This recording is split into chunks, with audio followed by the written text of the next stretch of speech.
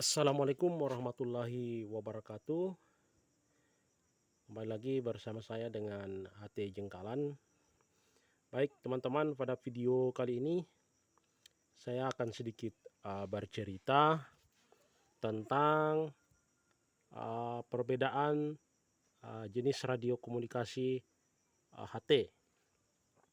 Jadi kebetulan ada teman yang bertanya, sebenarnya kalau kita mau menggunakan HT itu bagusnya merek apa yang kuat atau merek apa yang bagus untuk kita pakai berkegiatan di hutan atau di alam terbuka.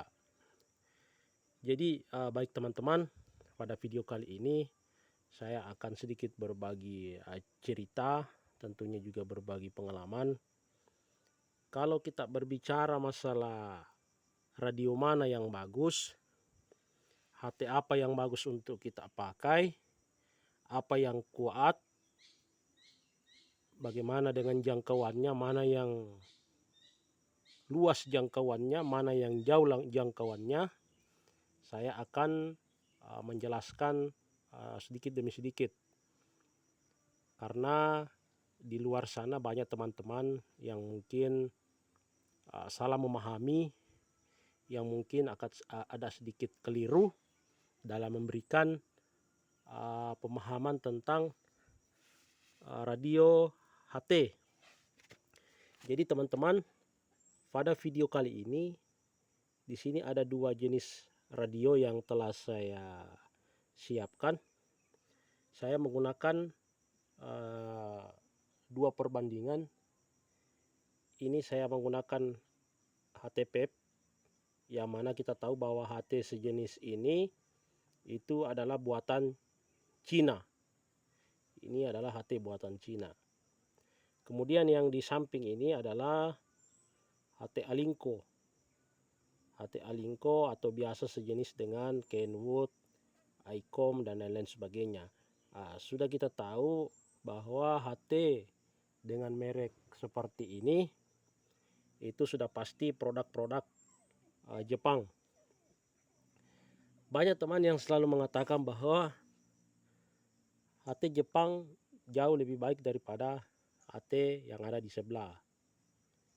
Begitupun sebaliknya. Jadi teman-teman, kalau kita berbicara masalah radio komunikasi antara HT Cina ini dengan HT Jepang, sebenarnya sama teman-teman. Kenapa saya katakan sama? Karena HT Cina ini daya transmitnya atau wattnya untuk memancar itu hanya sekitar 5 watt. Itu hanya sekitar 5 watt teman-teman. Kemudian HT Alinco dengan kualifikasi standar Jepang, dengan kualifikasi standar militer, apakah sama wattnya dengan ini? Kemarin saya mencoba untuk mengukur menggunakan SWR. Watt antara VEP dengan Alinco itu teman-teman, wattnya sama. Sama-sama 5 watt. Jadi kalau ada yang bertanya mana yang jauh jangkauannya, apakah HT PEP atau HT Alinco, maka perlu saya jawab di sini adalah jangkauannya sama-sama kuat, tergantung di frekuensi mana kita bekerja. Jadi sekali lagi saya sampaikan kepada teman-teman bahwa HT Cina merek PEP dengan HT Alinco merek Jepang itu wattnya sama teman-teman, sama-sama 5 watt, sama-sama mengeluarkan daya transmit 5 watt. Jadi yang membedakan adalah tergantung di mana frekuensi dia memancar. Memang betul ada radio HT yang memiliki kapasitas daya transmit itu 5-10 watt. Ada beberapa HT memang yang memiliki daya transmit besar, seperti salah satunya adalah HT Eskom. Itu HT Eskom itu adalah HT Cina juga. Tetapi menurut saya teman-teman, kalau kita mau menggunakan radio komunikasi untuk kegiatan di lapangan, kegiatan di hutan atau di gunung dengan estimasi kegiatan yang lama 1, 2 atau sampai 3 hari, maka saya sarankan kepada teman-teman untuk tidak menggunakan alat komunikasi yang wattnya terlalu tinggi atau kapasitas baterainya itu terbatas.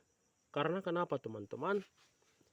Ketika kita berkegiatan di hutan, semakin besar watt atau daya transmit radio yang kita gunakan, katakanlah ini Alingco, umpamanya kita mau gunakan 10 watt, maka 10 watt yang kita gunakan itu teman-teman, tadinya kita mau gunakan radio ini 1 sampai 4 hari, tapi karena kita gunakan dengan watt yang tinggi, katakanlah saya katakan tadi itu adalah 10 watt, maka tidak ada jaminan radio kita itu bisa saja dipakai hanya 1 hari teman-teman.